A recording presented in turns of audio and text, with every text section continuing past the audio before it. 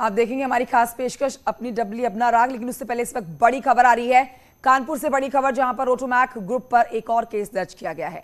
अभी कुछ दिन पहले केस दर्ज किया गया था, अब एक और केस दर्ज हुआ है। रोटोमैक ग्रुप पर नई धोखाधड़ी का ये मामला दर्ज किया गया है। नई धोखाधड़ी से जुड़ा हुआ ये मामला, एक और मामला रोटोमैक ग्रुप पर दर्ज कर लिया गया है। सीबीआई ने दर्ज किया है ये केस, एक और मुकदमा। कोठरी फैमिली पर 93 करोड़ की धोखाधड़ी का आरोप, ये आरोप लगा है 93 करोड़ की धोखाधड़ी का। अज्ञात बैंक कर्मियों के खिलाफ भी केस दर्ज हुआ है। इस वक्त की बड़ी खबर आपको बता रहे हैं।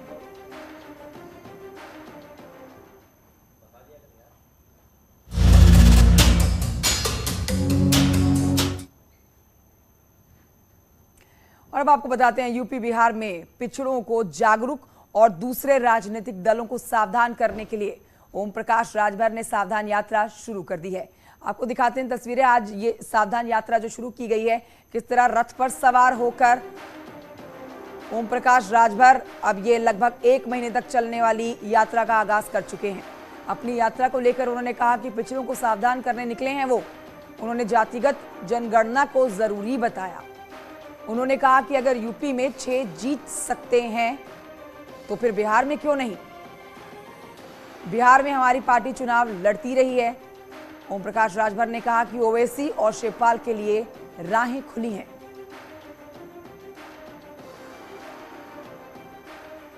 के चुनाव से पहले ओम प्रकाश राजनीतिक पार्टियों को सावधान करने के लिए अपनी सावधान यात्रा की शुरुआत कर चुके हैं। ओम प्रकाश जी हमारे साथ हैं। किसे सावधान करने के लिए यात्रा की शुरुआत कर दी है? देखिए, प्रदेश की 25 करोड़ आबादी में जो 75 साल की आजादी में हिस्सा नहीं पाए हैं, उनको समझा रहे हैं कि जातिवार जनगणना के लिए आप सावधान रहो। आप एक समान अनिवार्य फ्री शिक्षा के लिए अगर नेता आपके बीच में आ रहे तो उनसे सवाल करो कि ये व्यवस्था लागू करें। गरीबों का इलाज फ्री में करने के लिए आप जागरूक हो और नेताओं को इस बात की जानकारी दो। प्रदेश में रोजगार परक शिक्षा के लिए आप आवाज उठाओ। नेता आपके बीच में आवे तो आप पहले सावधान हो, फिर नेता को भी सावधान करो कि अगर आप रोजगार परक शिक्षा नहीं लागू करोगे तो बेरोजगारी बढ़ रही है, तो हम बेरोजगारी कैसे दूर करेंगे।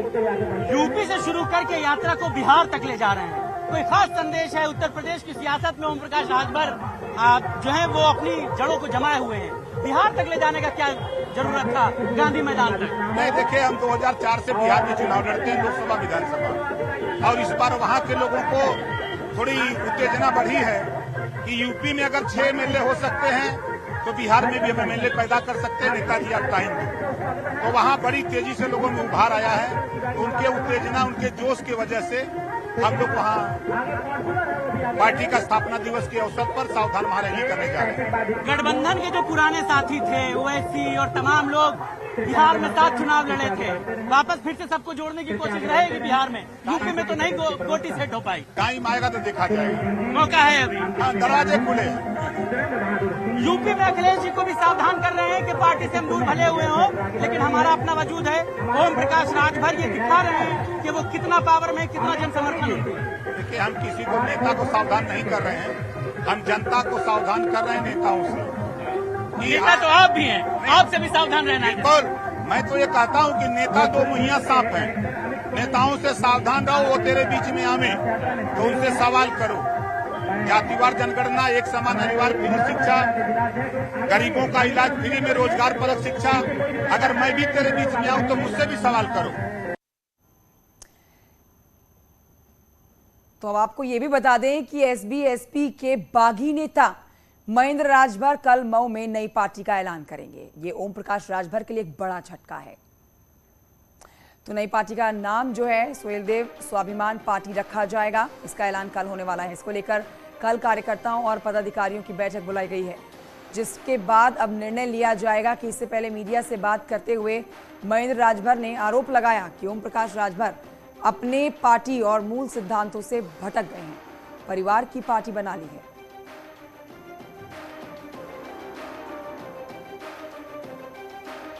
राजभर की खुद पार्टी है, उनकी व्यक्तिगत पार्टी है। अगर उनकी व्यक्तिगत पार्टी नहीं होती तो 17 सीटों में कार्यकर्ता चुनाव लड़ता। बाप बेटा तक पार्टी सीमित रह गई। इस नाते अब उनकी पार्टी नहीं, उनकी घर की पार्टी हो गई है। जब जब टिकट देने का समय आएगा जब जब कार्यकर्ता के हक और हिस्से का समय आएगा, नेता उस समय दूसरे रोल में हो जाते हैं। ये तो मैं 19.5 वर्ष तक रह करके देखा हूँ। कार्यकर्ता का उनसे हित होने वाला नहीं। जो जहूराबाद में कहते हैं बार बार कि मैंने 9 करोड़ रुपया खर्च किया पूरे प्रदेश में गरीबों के इलाज के लिए। मऊ जनपद का मैं 4.5 साल जिला अध्यक्ष रहा हूं, और एक नाम बता दे मऊ जनपद में कि किसी गरीब समाज को मैं 1 रुपया इलाज के लिए दिया हूं। चैलेंज कर रहा हूं प्रकाश राजभर को, 1 रुपया सिर्फ बता दे कि मैं मऊ जनपद में किसी गरीब को 1 रुपया दिया हूं इलाज कराने के लिए। ये तो ढिढोरा पीटते हैं ना। अभी ये कहते थे कि हिंदुस्तान के अंदर कोई झूठ बोलने वाला है तो उस व्यक्ति का नाम मोदी जी है। मैं कह रहा हूं कि ये सब उत्तर प्रदेश में अगर कोई बढ़िया झूठ बोलने वाला हो, जो बढ़िया बहुरूपिया का रूप बदल लेता है, उस व्यक्ति का नाम है ओम प्रकाश राजभर। उधर आपको यह भी जानकारी दें कि कैबिनेट मंत्री अनिल राजभर ने दावा किया है कि ओम प्रकाश राजभर ऑल आउट होने वाले हैं। उनकी पार्टी से विकेट गिरना शुरू हो चुका है और जल्द ही वो ऑल आउट होने जा रहे हैं। सावधान तो राजभर हो गया, उनका विकेट गिरना शुरू हो गया है। बहुत जल्दी ऑल आउट होने जा रहे हैं, चिंता मत करें। सावधान तो राजभर हो गया, उनका विकेट गिरना शुरू हो गया है। बहुत जल्दी ऑल आउट होने जा रहे हैं, चिंता। वहीं दूसरी तरफ अगर समाजवादी पार्टी की बात करें तो यहां के वरिष्ठ नेता और रामपुर से विधायक मोहम्मद आजम खान ने अपनी सुरक्षा में तैनात यूपी पुलिस के गनर वापस लौटा दिए हैं।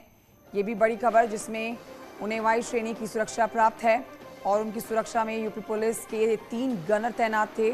पुलिस के मुताबिक आजम खान 23 सितंबर को दिल्ली के गंगाराम अस्पताल में हैं, भर्ती कराए गए हैं। तबीयत खराब होने के चलते आजम खान ने बिना कोई वजह बताई है सुरक्षा कर्मियों को वापस जाने को कह दिया है, जिसके बाद से उनकी कोई जानकारी जो है पुलिस के पास नहीं है। समाजवादी पार्टी के विधायक अब्दुल्ला आजम अपने सुरक्षा कर्मी को छोड़कर गायब हो गए हैं। उनका गनर 22 सितंबर से उन्हें ढूंढ रहा है। पुलिस अधिकारियों ने बताया कि अब दोनों पिता पुत्र विधायकों को लेकर पुलिस के पास कोई जानकारी नहीं है। हालांकि उन्होंने ये भी कहा कि जब वो सुरक्षा को वापस लेना चाहेंगे तो उन्हें सुरक्षा दे दी जाएगी। आजम खान साहब के पास 3 गनर थे, उन्हें वाई श्रेणी की सुरक्षा मिली हुई है। तीनों गनर ने आकर पुलिस लाइन में बताया कि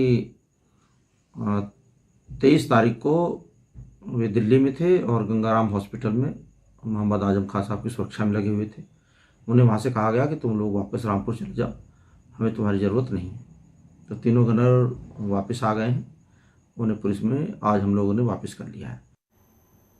तो देखिए, आजम खान के जरिए सुरक्षा कर्मियों को लौटाने पर समाजवादी पार्टी का कहना है कि जैसा उनके साथ किया जा रहा है वैसे उन्होंने प्रतिक्रिया दी है।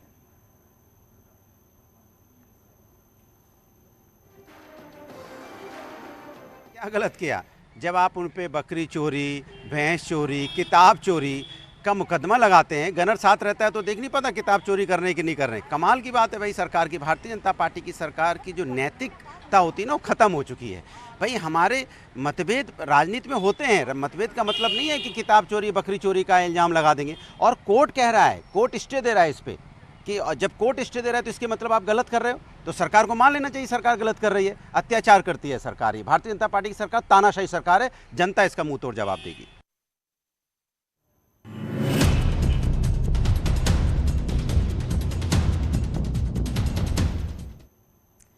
अखिलेश से नाराज चाचा शिवपाल यादव ने डीपी यादव की पार्टी के साथ गठबंधन किया है।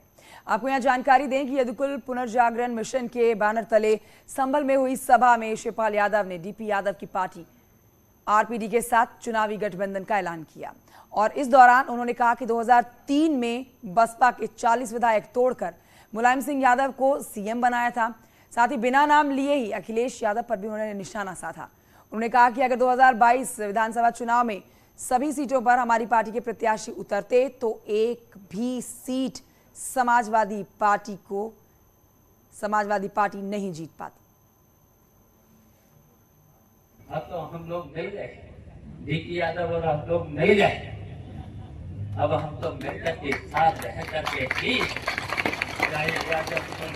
पुनर्जागरण मिशन का मामला हो, चाहे कोई यहाँ चुनाव हो, चाहे लोकसभा का चुनाव हो, चाहे विधानसभा का चुनाव हो, हम लोग मिलकर के इस पूरे उत्तर प्रदेश का चुनाव लड़ने का। किसने तोड़े थे 40 विधायक? किसने तोड़े थे 40 विधायक? तोड़ करके सबसे ज्यादा विधायक थे, 144 विधायक थे, लेकिन उत्तर प्रदेश के गवर्नर ने उसी पर निमंत्रण तक नहीं दिया था। उसके बदले में फिर हमने 40 विधायक बसपा के तोड़ करके। तब परेशानी थी तो शासन में बेईमानी कितनी हो रही थी, कभी बहुत सी तकलीफें थी, उत्तर प्रदेश की जनता को कितनी तकलीफें थी। मैंने 40 विधायकों को तोड़ करके नेताजी को इस उत्तर प्रदेश की कुर्सी पर बैठा रहा था, और फिर नेताजी ने और कहां से चुनाव लड़ा। मैं इसलिए बताना चाहता हूं, अगर 2022 में अगर हम अपनी पार्टी के प्रत्याशी अगर लड़ा देते तो बताओ कोई भी जीतता है? यहाँ से कोई भी विधायक नहीं जीत सकता।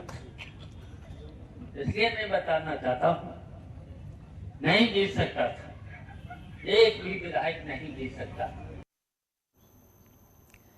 हाँ, आइए आगे बढ़ते हैं। आपको बताते हैं, गोरखपुर में सीएम योगी ने स्वास्थ्य सेवाओं से जुड़ी हुई अहम परियोजनाओं की शुरुआत की है।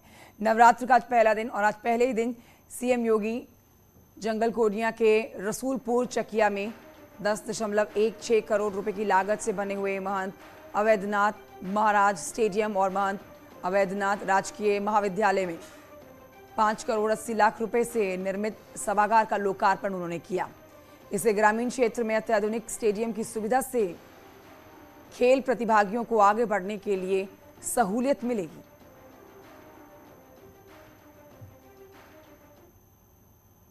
और इसीलिए प्रदेश की सरकार ने तय किया कि हर गांव में खेल का मैदान हो, विकास खंड स्तर पर स्टेडियम का निर्माण हो, खेल कूद की सुविधाएं बढ़े, स्पोर्ट्स हॉस्टल बने, अच्छे कोचेज को हम उसके साथ जोड़ें, और राज्य स्तर पर और राष्ट्रीय स्तर पर प्रधानमंत्री जी की भावनाओं के अनुरूप नए भारत के नए उत्तर प्रदेश के निर्माण में खिलाड़ियों के योगदान को भी हम इसके साथ जोड़ सकें। और ये बढ़ते हैं आगे। इलाहाबाद सेंट्रल यूनिवर्सिटी में फीस वृद्धि के खिलाफ अभी तक छात्रों का आंदोलन जारी है, और ये हर दिन उग्र होता जा रहा है। बढ़ी हुई फीस वापस लेने की मांग को लेकर लगातार 15 दिन से ऊपर हो गए हैं कि आंदोलन जारी हुआ है। एबीवीपी के कार्यकर्ताओं ने विश्वविद्यालय के सभी गेटों पर तालाबंदी कर दी है। इसके साथ ही सेंट्रल लाइब्रेरी में भी ताले लगा दिए गए हैं, जिसके बाद स्टूडेंट यूनिवर्सिटी के गेट नंबर 1 के सामने पोस्टर बैनर लेकर धरने पर बैठे हुए हैं। कुछ ही देर के बाद सभी गेट से और लाइब्रेरी तक यहां पर ताले खोल दिए गए। ये छात्र लगातार नारेबाजी करते हुए 4 गुना बढ़ी हुई फीस वापस लेने की मांग पर अड़े हैं। विश्वविद्यालय में आज लगभग 795 दिन से छात्रसंघ बहाली का मुद्दा चल रहा है और 20 दिन से आमरण अनशन चल रहा है। फीस वृद्धि के मुद्दे पर वाइस चांसलर जो बैकफुट पर नजर आ रही है। कहीं ना कहीं हम लोगों को वार्ता के लिए डीएम के यहाँ 2-2 बार बुलावा आया, लेकिन हम लोगों ने ठुकरा दिया। हमने कहा कि अगर इलाहाबाद विश्वविद्यालय में किसी को, चाहे जिले के आला अफसर को, किसी को मिलना होगा, आके हमारे धरने पर मिले। ये जैसे कि पहले से इनका धरना प्रदर्शन चल रहा था, लेकिन आज इन्होंने यहाँ पे गेट पे जो ताला लगा दिया था, और जिससे बाहर से जो विद्यार्थी क्लास के लिए आ रहे थे उनको इश्यू हो रहा था, वो बाहर ही रह गए थे। तो फोर्स की मदद से आके यहाँ पे ताला खुलवाया गया, और अभी इनका प्रोटेस्ट जारी है, लेकिन ताला खुल गया है और बच्चे जो क्लासेज के लिए जा रहे थे वो चले गए हैं। ये 2-3 गेट हैं जो बाहर से एंट्री के गेट हैं, उन पे सभी पे ताला इनके द्वारा लगाया गया था, वो खुलवा दिए गए। यूनियन बनवा खुलवाया, ये वाला भी खुलवाया। नहीं, चाबी इन्होंने किसके पास थी उसकी कोई जानकारी नहीं, लेकिन वैसे ही ताला खुलवा दिया गया। जिन्होंने इस तरह का ताला लगा के वो किया है, उनके खिलाफ यहाँ से तहरीर लेके संबंधित धाराओं में कार्रवाई की जाएगी। इलाहाबाद सेंट्रल यूनिवर्सिटी जहां पर 4 गुना फीस बढ़ोतरी हुई है, और इसी की नाराजगी को लेकर स्टूडेंट 15 दिन से हल्ला बोल रखा है, ताकि इनके इस आंदोलन के द्वारा यूनिवर्सिटी की तरफ से बढ़ी हुई फीस वापस ली जाए। एक छोटे से ब्रेक के लिए यहाँ पर रुकना होगा, जल्द लौटेंगे।